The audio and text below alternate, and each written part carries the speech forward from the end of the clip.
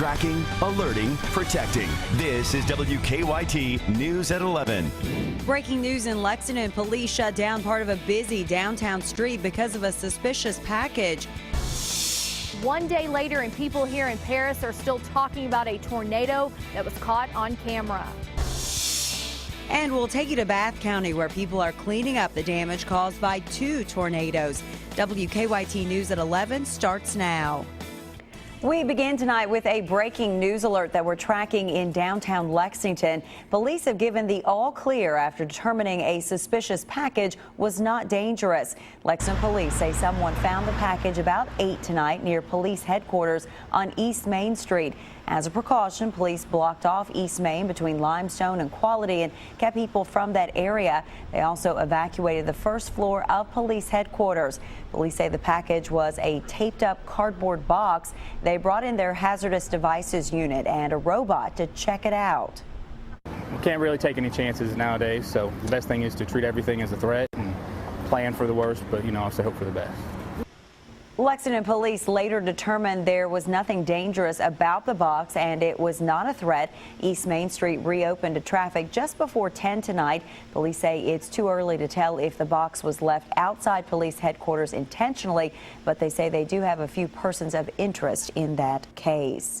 It was certainly a frightening sight. A tornado touched down in Bourbon County, and a man just a few streets away caught it all on tape. We've shown you this eyewitness video shot by Michael Grubb. You can see the tornado that touched down near Paris. The National Weather Service says it was one of 7 in central Kentucky yesterday. Tonight, Grubb talked to us about what he saw. WKYT's Jerica Insco is in Bourbon County to begin our top story team coverage. More than 24 hours later, it's still pretty evident here in Paris that a tornado came through. This is Vine Street, and just a couple streets over, a man caught the whole thing on camera. You see them in science class on videos, and they read books about them. But to see an EF1 tornado in real life, well, to Michael Grubb, he says it doesn't seem like it was real life.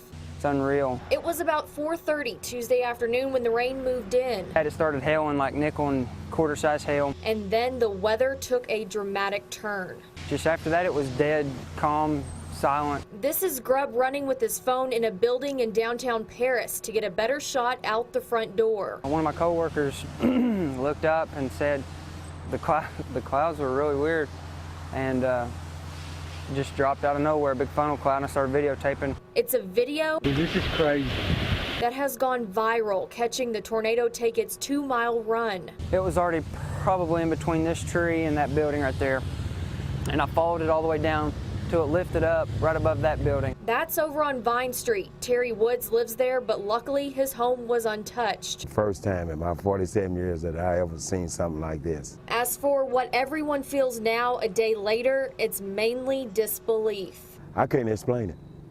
I mean, I just really can't explain it. You just got to be there. Just debris flying there, it was crazy. Surreal but real, this video being that proof along with the damage left behind. Power lines here have now been restored and the power is back on. Now the true cleanup can begin here in Paris. Jerica Insco, WKYT. The National Weather Service now says 2 EF1 tornadoes touched down in neighboring Scott County yesterday. Officer Don flew over some of the damage this afternoon in Sky First. Meteorologists say 1 tornado touched down in Stamping Ground, the other just north of Georgetown. Some of the worst damage, though, was around Stamping Ground. Emergency managers say that 3 homes had moderate to heavy damage. One man we talked to says he still has a lot to clean up and repair around his home. He says the tornado caused some frightening moments. I heard some loud noise. Decided to look out the window. I saw a lot of furniture flying. I saw a gas grill rolling, so I knew that it was something more than a strong wind, so I decided to take shelter in my storm room. The Scott County emergency manager told us this was some of the worst damage he had seen from a storm in years. No injuries were reported in Scott County. The National Weather Service used some new technology to survey the damage in Scott County today. Meteorologists used Scott County Fire Captain Randy Catlett's drone to get a bird's eye view. You're looking at video that was shot from that drone. The National Weather Service says this video helped them determine that the damage in Scott County was indeed caused by tornadoes. Bath County also had damage from 2 EF1 tornadoes, and today folks there had a big mess to clean up. One family told us a tornado damaged their camper and their home, and a man said a tornado ripped the roof right off his barn. WKYT's Garrett Weimer is in Bath County tonight, and he continues our team coverage. Damage on the other top. Danny Harmon walks through his farm, pointing out damage from the storm that still has his cattle shaken up. They walked this fence over here all night until up in the morning. And with good reason. Strong winds tore the roof off one of Harmon's tobacco barns. Because I didn't realize anything had happened up behind our house. I was watching the front, and stuff flying off the porches and things and flying across the yard. And then come outside and looked up here, and the roof was gone. The National Weather Service says 2 tornadoes are confirmed here in Bath County, one on this side of the county near Sharpsburg and the other across the county in the Salt Lick area. This is the camper that has went through the windshield of my truck sitting on the hood. The Cox family had a lot of work to do after the storm made its path right through their yard. I've never saw anything like that as long as we've lived here. I've never saw anything like that in my life. Tossing around their camper and boat like they were toys. But thankfully, their most precious items are still safe. And the trees was knocked down and everything. What did it sound like? A big boom, and then it was over. Cox says she now knows just how dangerous tornadoes can be. In Bath County, Garrett Weimer, WKYT. Boy, all of those folks so lucky. An EF1 tornado also touched down in Harrison County. That tornado brought down trees and destroyed outbuildings and a barn just south of Cynthiana. No injuries were reported in Harrison County. One woman says she lost most of her trees. She and her granddaughter rode out the storm in the middle of their home. We're going to play like we're having a tornado, and I took her by the hand and she and I went to the bathroom.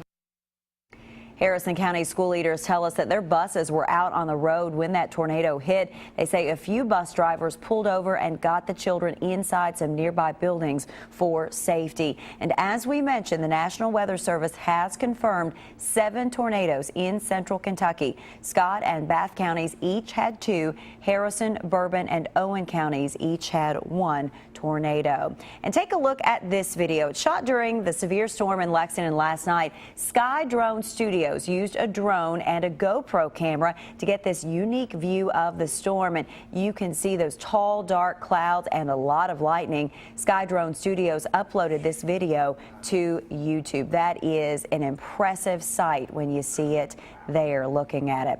Well, the weather has been much calmer across the Bluegrass today. That's a good thing, but that much needed break will be coming to an end. It looks like we are heading into a very wet and even stormy pattern. Chief Meteorologist Chris Bailey has an early look now at your forecast. How about that video? Yeah, that is some amazing stuff. That is with that tornado-warned severe thunderstorm across northeastern parts of Lexington right around sunset yesterday, just lighting up the sky with the lightning, and that's a true supercell that we were getting a bird's eye view of in that particular area. You mentioned the break today, Amber. It's coming to an end very quickly. We look ahead into your Thursday. Out the door tomorrow morning, breaking things down for you. A little patchy fog, but clouds are rolling in. Temperatures on the chilly side, mid and upper 40s. Noontime, clouds are thickening quickly. Chance for a shower during that time. And for the trip back home, that's when we may have to use the wipers, with temperatures into the upper 60s and the threat for at least some scattered showers and thunderstorms, with a steadier rain still off just to our west. Live First Alert Defender with that break today, but look off to our west.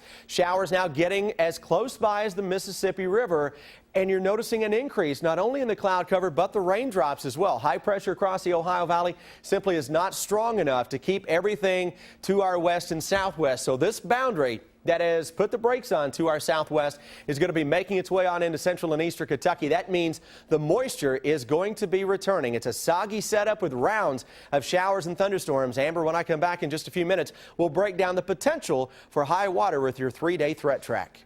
All right, Chris, we will see you then. Thank you. The first patient diagnosed with Ebola here in the United States has now died from the disease. Doctors say Liberian national Thomas Eric Duncan died at a Texas hospital today. That comes as many airports around the U.S. prepare to screen more travelers for Ebola. Omar Villafranca has the latest. The Dallas hospital where Thomas Duncan died of Ebola Wednesday remains a focus of national attention. It's now treating a sheriff's deputy who was inside the apartment where Thomas and his family were staying. The deputy was admitted with flu-like symptoms and is being tested as a precaution. It's the kind of response federal health officials want to see. As people are more concerned, as there's a higher index of suspicion, people will be assessed. There will be rumors and concerns and potential cases, and that's as it should be. More travelers arriving in the U.S. will be screened beginning on Saturday. Passengers will have their temperatures taken and asked health questions at JFK Airport in New York, Dulles Airport in Washington, D.C., Newark Liberty in New Jersey, Atlanta's Hartsfield, and Chicago's O'Hare. U.S. officials say 94% of travelers from Ebola-affected West Africa fly into those airports. Protecting Americans is our #1 priority. Health officials are hoping the increased screening will help prevent another case like Thomas Duncan, who came here to Dallas from Liberia before showing any symptoms of Ebola. Temperature screening and questionnaires will also continue at airports overseas. U.S. health officials say there's no way to get the risk of Ebola to zero here without first stopping the outbreak in West Africa. Omar Villafranca, CBS News, Dallas. Meanwhile, in Spain, concerns of Ebola spreading led officials to euthanize the pet dog of an infected woman. They fear the virus could be spread through animals. A UK football player charged with rape entered a not guilty plea today. UK police arrested freshman defensive lineman Lloyd Tubman. After his hearing today, he was released on bond, but the judge ordered him to live with his parents in Louisville and not contact the victim. According to his arrest citation, police say Tubman visited an acquaintance at a residence hall on the UK's campus. Police say Tubman verbally and physically assaulted the victim while trying to engage in sexual acts with her. Tubman has been suspended indefinitely from the team. We have a sad update tonight on a Lexington man battling cancer. We first introduced you to Will Crawford last month. His father told us that the 22-year-old died late last night. Will was diagnosed with brain cancer more than a year ago. Members of Will's church started a prayer campaign for him online. His family also thanked everyone who gave Will support during his final days. We also have an update tonight on a former UK football player injured in a fall at Commonwealth Stadium. Friends tell us that Brad Durham underwent surgery on some vertebrae today at UK Hospital. Doctors hope he'll be able to come off a ventilator in the next day or so. Friends also say all of his major organs appear to be okay. Durham fell from the upper deck of the stadium during Saturday night's game against South Carolina. Some controversy at a Kentucky school tonight because of a transgender 7-year-old. Nikki Sullivan says her child, born male, has always identified as female. So Sullivan says her child now goes by the name Ella. Sullivan says Owen County Elementary School has been accommodating to Ella, providing a unisex restroom and protecting her from bullying. Sullivan appreciates that, but some parents of students in Ella's classroom are concerned. People said that they're going to pull their kids out of the same class and stupid stuff like that, but I mean, I'm not worried about it. I've told my son to be nice when he sees this boy. I told him to never refer to him as a girl because that's not what he is. The Owen County Superintendent said it is the district's job to provide a safe learning environment for all children.